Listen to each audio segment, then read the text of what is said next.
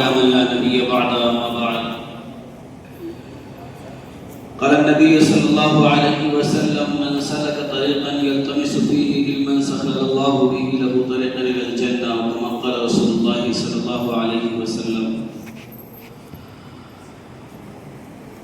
حضرت ناظم صاحب، معزز علماء اکرام، مہمانان گرامی، عزیز طالب علم ساتھیوں، ہم بھی آپ ہی کی لائن کے طالب علم ہیں. مولانا ہمارے ساتھیوں میں ہیں. مولانا کا حکم تھا، دوست ہیں ہمارے، ساتھ پڑھے ہیں ہم لوگ. مولانا نے کہا کہ کل آپ کو آنا ہے، تو ہم کوئی اتنے بڑے تو نہیں کہ یہاں پہ بیٹھ کے آپ کے بیچ بات کریں، لیکن اسی فیلڈ کے لوگ ہیں.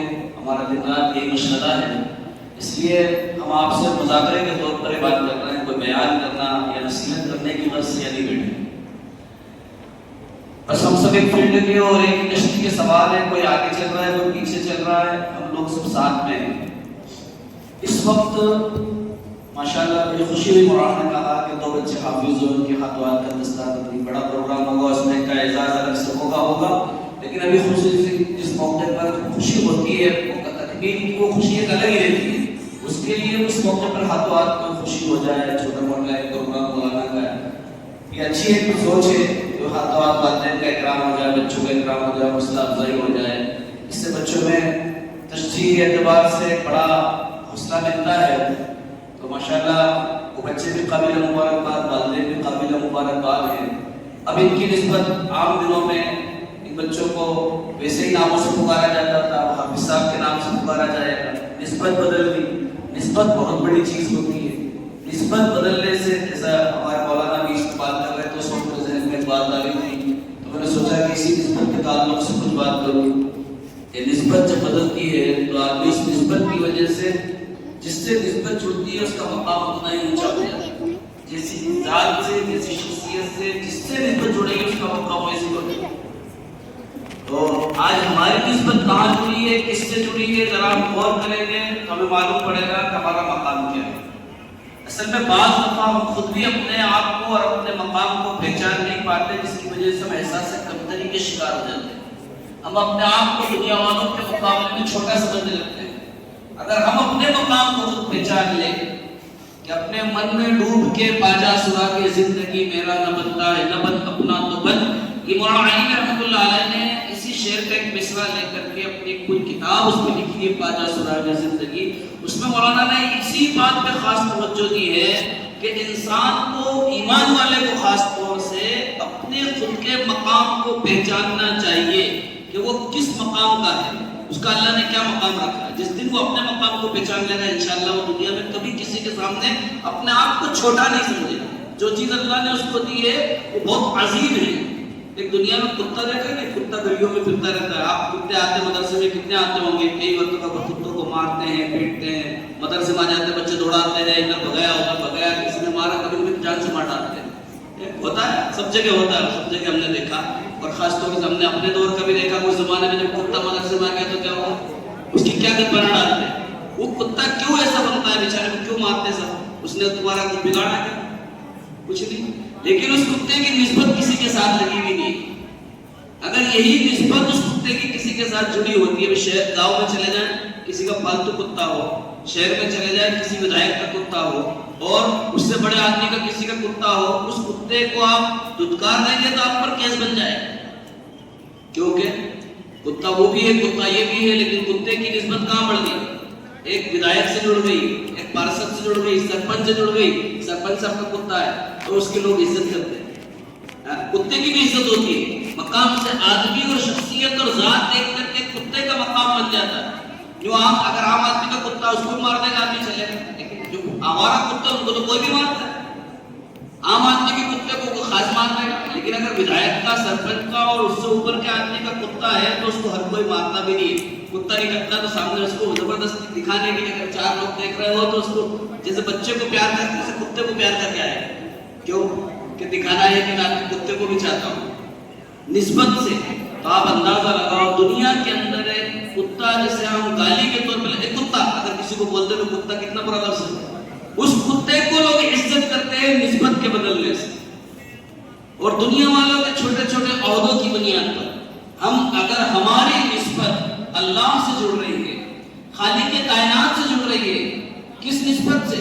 اس کا کلام ہم نے حفظ کیا، اس کے کلام کو اپنے سینے میں محفوظ کر لیا، جس کی بنیاد پر اللہ نے اپنا نام ہمیں دے دیا۔ بتاؤ کسی دنیا میں کوئی عہدہ، کوئی ڈگری ایسی ہے جس ڈگری کے اوپر اس کو خالق کائنات نے اپنا نام دیا ہو؟ یا قرآن کا حافظ اللہ کا نام ہے، اللہ کی صفات میں ہے حافظ، قرآن کے حفظ کرنے والے کا حافظ کہا جا رہا ہے، قرآن کے جاننے والے، اس کے ترجمہ کرنے والے، اس کی تفسیر کرنے والے کو عالم کہا جا رہا ہے۔ عالم اللہ کا نام ہے، مفتی اللہ کا نام ہے۔ اللہ نے وہ نام ان کو دیا کہ اس کے کلام کی خدمت میں لگے، اس کے قرآن کی خدمت میں لگے، اس کے دین کی اشاعت میں لگے۔ ان لوگوں کو یہ القاب دیے جائے تو نسبتیں جن کی خالق کائنات سے جڑی ہو، رب کائنات سے جڑی ہو، آپ اندازہ لگا سکتے ہیں وہ کتنے عظیم ہوں گے اللہ کے۔ ہم اپنے مقام کو پہچانیں، جس دن ہم نے اپنے مقام کو پہچانا، انشاءاللہ ہم دنیا والوں کے سامنے، دنیاوی تعلیم کے سامنے، دنیا کے عہدے اور ڈگریوں کے سامنے اپنے آپ کو کبھی بھی احساس کمتری کا شکار نہیں ہوں گے، اور ہم ان کے مقابلے میں یہ سمجھیں گے کہ اللہ نے جو دولت ہم کو دی ہے وہ دنیا میں اور کسی کو، اللہ نے ہمارے لیے، ہمارے پتہ نہیں کس کی دعا میں لگی ہوگی، کوئی ہمارا والد، ہمارا دادا، ہمارا پڑوسی کس نے دعا کی ہوگی، ہمارا استاد کس کی دعاؤں کی برکت سے ہم آج میں چل رہے ہیں، پڑھ رہے ہیں، رہ رہے ہیں۔ مولانا نے اشارہ کیا تھا یہ کوئی معمولی کام نہیں ہے، واقعیتاً ایک بڑا دل، اپنے دل کو باہر نکال کے رکھ دینے والا کام۔ ہم اس سے پہلے ہم بھی خوب بیان کرتے تھے فضیلت پہ اور مدرسے پہ رہنے پہ اور ادھر پہ، لوگ اگر آ کے بچوں کو سمجھاتے بجاتے تو ہم کو بھی لگتا تھا یار کیا اتنا رونا پڑ، ارے کیا دن رات داڑ پیار، چھوڑو بچوں کو جاؤ پڑھنے۔ لیکن جب خود کے اوپر آتی ہے تو احساس ہوتا ہے۔ میں نے خود اپنے بچوں کو، مولانا نے کہا میں 7 سال بچی کو چھوڑا، بچے کے مقابلے بچی کو چھوڑنا اور بڑا پہاڑ ہوتا ہے۔ اب وہ جب جاتی ہے دور اور رہتی ہے گھر سے اور گھر میں نظر نہیں آتے نا بچے، اس وقت دل میں بیتتی ہے، وہ ماں باپ جانتے ہیں۔ ہمارے ماں باپ پڑھنے کے زمانے میں کہتے بیٹا ہم لوگ تو چھوڑ رہے ہیں، لیکن ہم جانتے ہیں کہ کیسے رہتے ہیں ہم لوگ، تمہاری کتنی ہے، ہم کہتے ہیں تم کو ہم سے لاڑ پیاری نہیں، تم کو پٹک رکھا مدرسے میں، وہ سمجھ میں نہیں آنے کی بات ہے۔ آج ہم خود جب اپنے بچوں کو ڈال کے آ رہے ہیں، ان کے حالات دیکھ رہے ہیں، بچوں کے جب آنسو گرتے ہیں تو پتہ چلتا ہے کہ واقعی بچوں کو چھوڑنا کیا ہوتا ہے۔ گھروں میں کھانے کے ٹائم میں بچہ موجود نہ ہو، اپن کھا رہا ہے، اچھا کھانا گھر میں پک جائے، احساس ہوتا ہے ہمارے بچے کو مدرسے میں پتہ نہیں دال اور چاول کھا رہا ہوں گے، روٹی کھا رہا ہوں گے، پتہ نہیں کیا کھا رہا ہوں گے، اور ہم اپنے گھروں میں اعلیٰ قسم کی پکوان کھا رہے ہیں۔ ایک پروگرام میں جاتے ہیں، ایک فنکشن میں جاتے ہیں، کہیں جاتے ہیں، ہمیں احساس ہوتا ہے اتنی قربانیوں کے بعد یہ عمل تیار ہوتا ہے۔ ہمیں اللہ نے انتخاب کیا ہے، اس لیے ہمیں چاہیے کہ ہم اپنی قدر خود پہچانیں۔ قربانی کے لیے ہم قربانی دے ہی رہے ہیں، ایسا نہیں کہ ہم قربانی نہیں لیں گے تو ہم یہاں پر رہیں گے، اور اگر ہم روئیں گے دھوئیں گے اور اپنے آپ کو اپنی قدر کو نہ پہچانیں گے تو ہمیں کوئی دنیا کی کوئی اور سہولت ملنے والی ہو۔ جب قربانی دے رہے ہیں اور پھر اپنے مقام کو پہچان کے قربانی نہ دے، اپنے آپ کو پہچان کے قربانی نہ دے، اور اپنے یہاں پہ رہنے کو مقصد کو نہ پہچانے، ہمارا کہیں ایسا نہ ہو یہ ٹائم ضائع ہوتا چلا جائے۔ جو نسبت اللہ نے ہمارے ساتھ جوڑی ہے، اس نسبت کا خیال رکھے، اس نسبت کی بنیاد پر اپنے آپ کو پہچانے کہ ہم جو علم حاصل کرنے آئے ہیں، یہ علم وہ ہے جو دنیا کا سب سے عظیم علم ہے اور سب سے عظمت والی چیز ہم کو دلانے والا ہے۔